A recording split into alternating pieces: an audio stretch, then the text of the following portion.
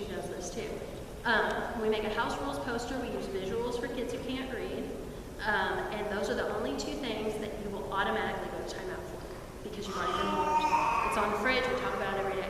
So because you pinched, you have to go to timeout. Okay? The other one, the compliance side, you get a warning. So it's please put your shoes on. A good 5-second count because kids take more time to process. 2 choices. Put your shoes on or you will have to go to timeout. Realizing you're not going to do timeout all the time. Bedtime is not a good time for timeout. They don't want to be in bed anyway, so like sending you to timeout. But you might say something else. 2 choices. Get in bed or you will not have your book. You know, whatever it is, but it's just a script that keeps you calm. So there's that warning before it happens, okay? Another thing that they teach you in timeout is to not, if you get them to the chair, don't say stay here till you're ready to listen, because they're instantly ready to listen, right? And don't say stay here till, I don't know, we say a lot of weird things when we get our kids to timeout, but you're literally just supposed to say stay here till I tell you to get up, okay?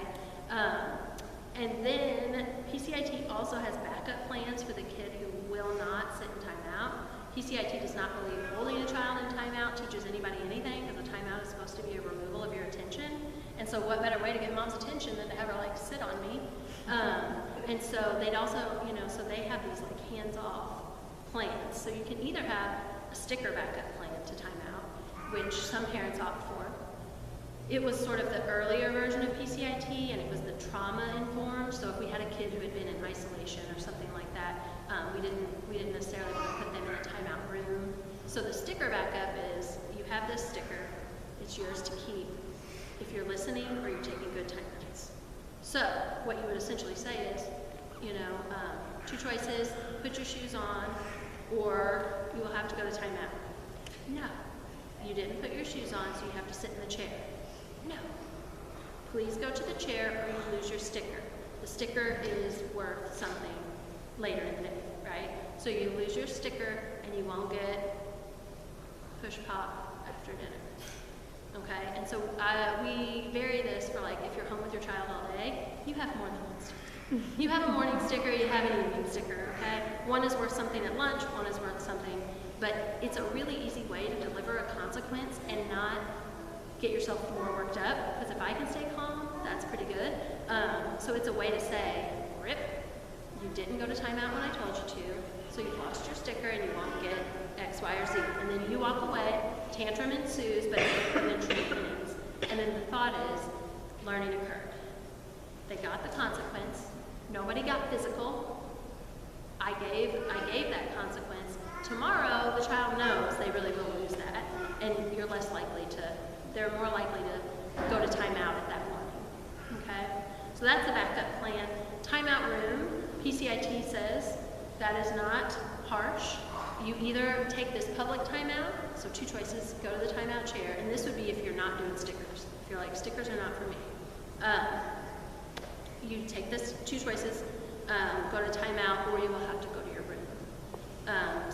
PCIT wants parents to have a timeout room in the house, and they say like you should have a barn, one of those barn doors where you cut half of it off. I'm like, who is like remodeling their house for this?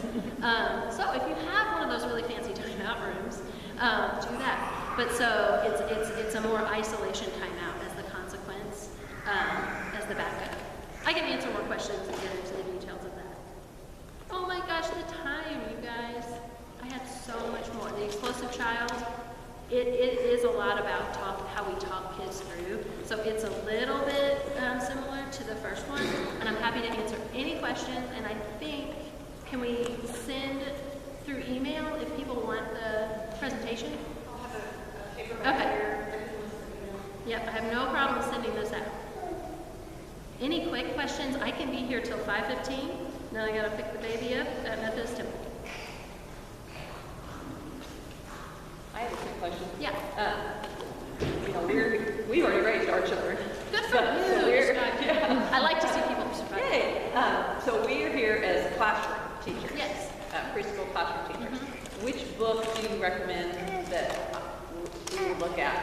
You know, that would help more in a classroom as opposed to Yeah. I think the Raising an Emotionally Intelligent Child would still give you those 5 walk a kid, especially preschool kiddos, because you have more time. It's like, you know, part of the preschool expectation.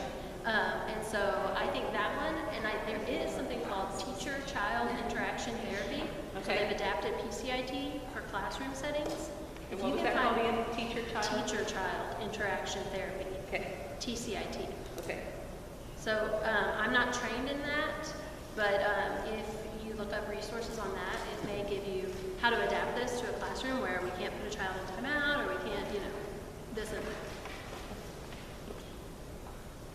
Also, I will say, I'll skip to, oh, I was going to tell you about putting eczema cream on Nash, my 5-year-old. That's a good one. Okay.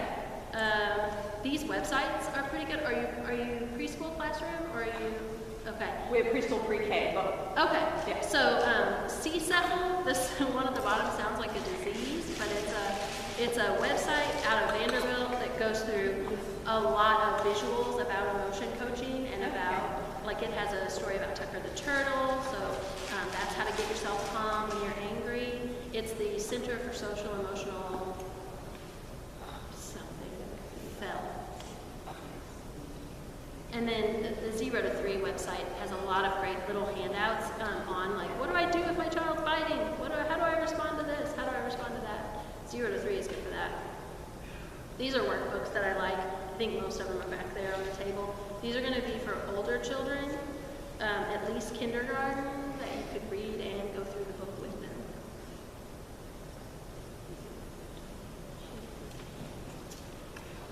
Any other questions? Back to the first, that slide you just was talking about, the CSEPL. Oh yeah, CSEPL. I'm telling you, isn't that a weird word? Isn't it? Oh, there's apps too. Thank you. Yeah. CSEPL also has what's called the Book Nook, and it has children's books broken down by social emotional categories. So like hands are for high fives, hands are for hitting, and it has like for teachers, the Book Nook has, or parents if you're super like on top of it, it has like, this is how you use this book in a lesson. So it would be like, here's an art activity to do with this book. Here's a, you know, kind of just structures the day around this concept. So that's the Book Nook on there. I have a question about whining. Yeah. I kind of feel like our method thus far is not working. Okay. And, so I just wanted to know kind of your general take on it. Right now, it just seems like every question, every request is said in a tone that we Yes. don't like. Right. And our response is always, how do you ask? Or, Right. you know, how do you ask for that? Yeah, And yeah. his response is always just, please. Mm-hmm. Like, no, like, Right, you know, right. you gotta give me more than that. Yeah. Okay, so if we considered that disruptive behavior, like if you Right. were doing special playtime Mhm. and whining occurred, it would be an ignore, Mhm. right? Gotcha. And when he said it more appropriately, Mhm. you would respond right to it. Thank you for using your, I would come up with a term for it, you probably already have. It's this boy or girl. Big boy voice or Big something boy like voice, that. yes. Yeah. So thank you for using your big boy voice. So that's one thing, is in real life, catch it every time it happens right. Yeah. Okay, and respond way better to it. And if he's asking for something and you're kind of would usually say no, say yes, right? Sure. Oh yeah, totally, a cookie before bedtime because you use your big boy voice. Yeah. Don't get yourself in trouble there, but Right. be more reinforcing when the big boy voice comes out. Okay. And you can even say, because you asked in your big boy voice, I am willing to do that, yeah. And then, I mean, it's not something you're going to put them in timeout for. Right. You know, it's not a house rule breaking kind of thing. I would think focus your playtime on big boy voice. And so it's probably not whining in play, right? Right.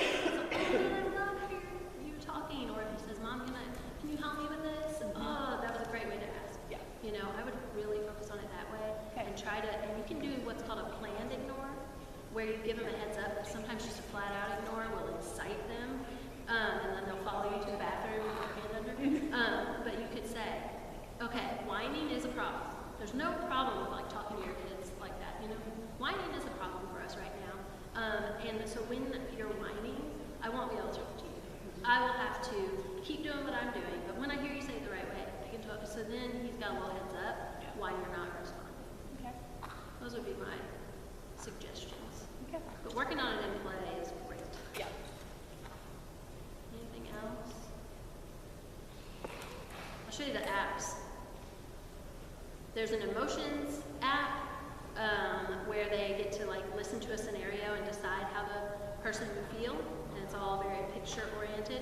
Breathe, Think, and Do by Sesame Street. Sesame Street is so genius. So they have this monster that has this situation that they have to solve, and you help the monster take deep breaths, and then you help the monster pick a solution, and then it all ends well. It's really cool. Stop, Breathe, and Think for kids. They rate their emotion, how they're feeling, and it will generate 3 videos that take them through deep breathing or different like mindfulness kind of activities. If they're saying that they're hyper, it will generate calm down videos. If they say that they're sad, it'll generate like thinking happy thoughts videos. Pretty cool stuff. Daniel Tiger app. Daniel Tiger knows what he's talking about, and so that's PBS Kids. Those would be 3. I mean, if you're gonna let them have some iPad time, you know, make it one of these things for a while.